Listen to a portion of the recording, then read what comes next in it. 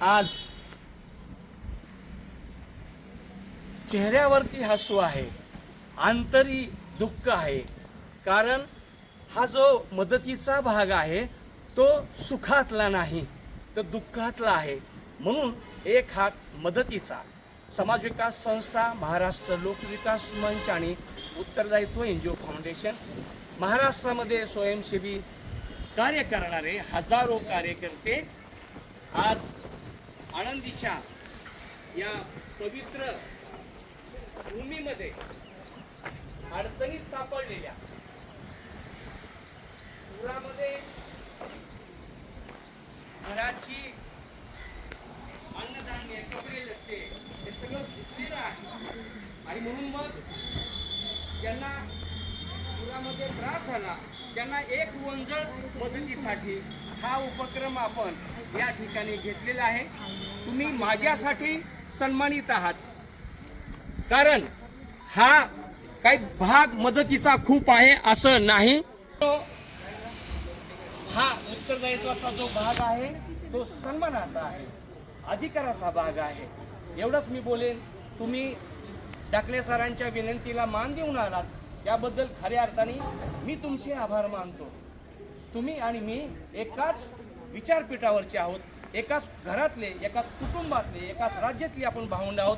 तेव्हा तुम्ही इकडे आल्याबद्दल मी धन्यवाद व्यक्त करतो आणि अण्णांना शुभेच्छासाठी दोन शब्द बोलण्यासाठी विनंती करतो.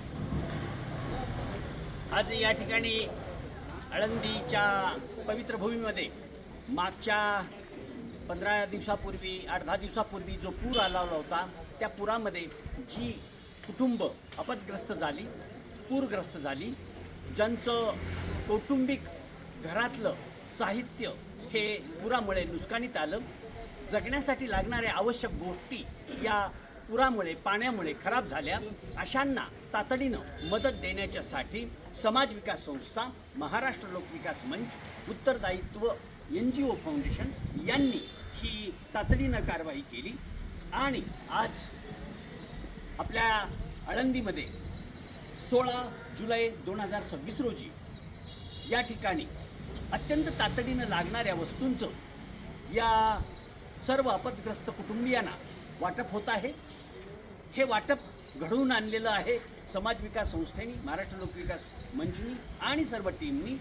भूमिपुत्र भाऊ, नागेश भाऊ, हरिचंद्र भाऊ यांनी हे अतिशय तातडीचं कौतुकाचं काम केलेलं आहे. त्यांचं मी मनपूर्वक अभिनंदन करतो.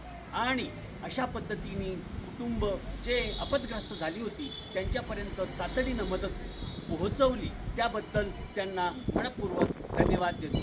धन्यवाद.